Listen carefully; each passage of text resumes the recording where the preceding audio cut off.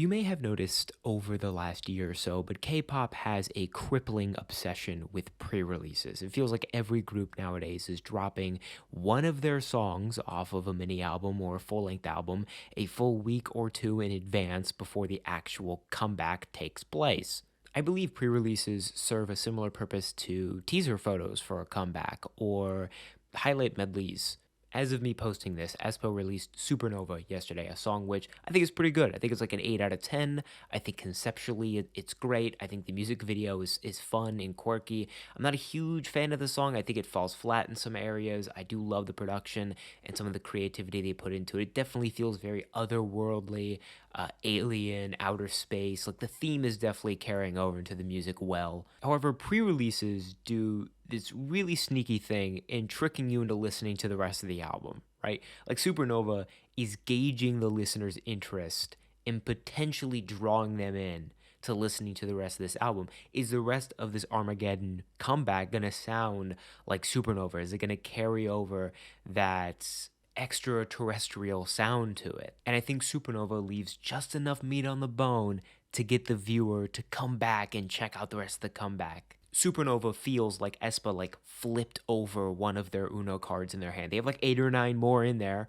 that we're gonna see come May 27th, but they just showed us the +2. And that is smart marketing. Like pre-releases fundamentally earn companies more money. And you know what industry has greedy companies that love nothing but profits? K-pop. So K-pop companies are naturally going to release more pre-releases for their albums, even single albums. And for a lot of the fans, they just get to listen to music early, right? Like Supernova came out 2 weeks before aespa's full-length album, and it's a full-length album I've been like really begging SM for now for a year or two, and they're finally getting one. I thought My World should have been their first full-length album. I believe it was planned to be their first full-length album, but regardless, I'm happy it's finally here. And Supernova, from a tactical perspective, works very well.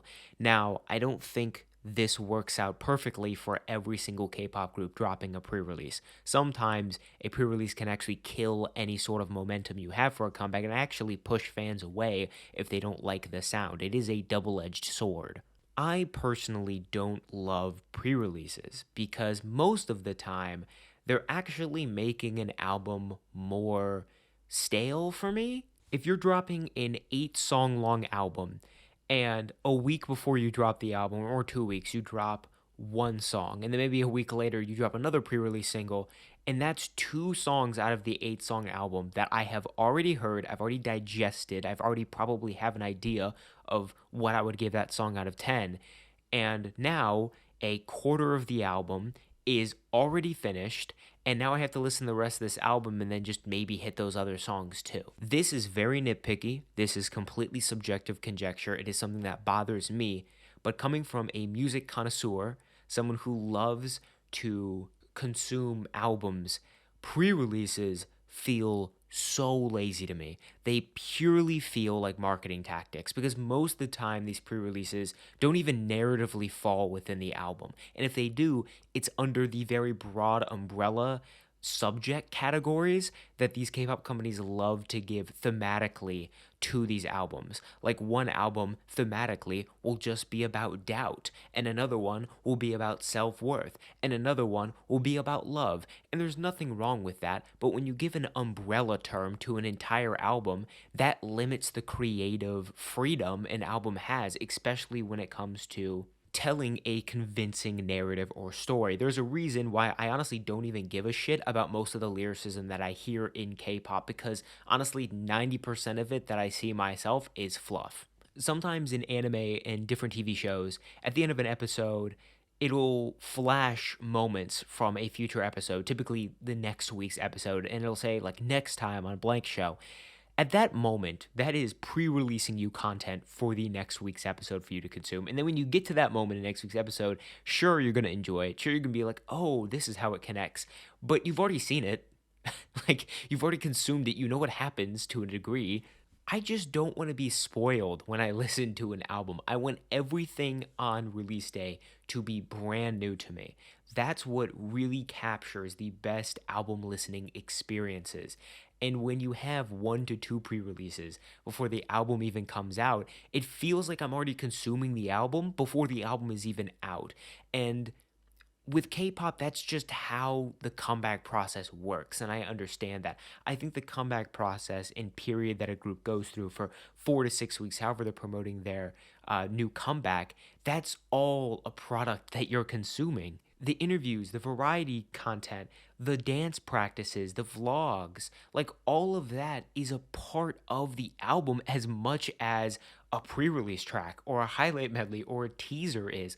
All of it is just this one big product. It's like an era or like a saga for a group. You know, when people refer to the styling of a comeback, like, oh, Love Dive era from IVE was great, or Savage era by aespa had great styling. Like, that is an example of how all of this is just one congealed product together. So I understand that pre-releases are a part of that, but for me, I'm not always consuming the vlog content for some groups. I'm not always consuming all that other content. Sometimes I just want a nice album to listen to for the first time and get all the way through and hear a nice story with a complex thematic. And to me, it is so rare to find that in K-pop nowadays. I think there are a lot of K-pop albums out there that are like fun albums. You can throw on any song at any time from any point in the album, and it's fine. It's not really meant to be some sort of thematic masterpiece, an Attack on Titan, a Code Geass, a JoJo's Bizarre Adventure. Like, it's not supposed to be some sort of narrative upheaval, right? But I do look for those albums in K-pop, and I find them sparingly, but they don't exist very often. And I think pre-releases are kind of a problem. I don't think all pre-releases are bad. Again, I like Supernova from aespa. I think it's a good pre-release. I like the recent song RM dropped, Come Back to Me, for his upcoming album. Like, there are some pre-releases that are very good and they serve the purpose perfectly, and I don't really have any qualms about them because they narratively fit into an album. So in those instances, it's like, okay, I understand why you would do that. But then there are other instances, like Life's Too Short from aespa. First of all, doesn't really sound much like an aespa song, and this was the song that they kind of made to help promote in the West. They made an English version. That's what they dropped before Girls dropped with this second mini album, a 9 song long album, mind you, that on release had 4 songs that we hadn't heard yet. Except I lied. Actually, only 3 songs. Illusion was also a pre release, meaning this album dropped with a third of its contents actually being new songs we had never heard before. On release, Girls, the second mini album, had less than 10 total minutes of new songs that we hadn't heard prior to the album's release. Illusion, Life's Too Short, we had heard them. And don't try to jump through hoops and say, well, the Korean version of Life's Too Short we hadn't heard yet. It's the same fucking song. I get it, this pre release was there to help them promote Girls in the West, but I honestly don't really think the sound with that comeback was at all appealing to the mass public of the United States. Like, I don't know, I could be generalizing, I could be completely wrong there, but I just don't really think the average music listener likes that kind of music over here. It's very stale. It doesn't sonically connect with Girls or Illusion either. It feels so out of place on this album. Like, what is the purpose of Life's Too Short being a pre release outside the fact that SM wanted to have an English song to promote in the West for aespa?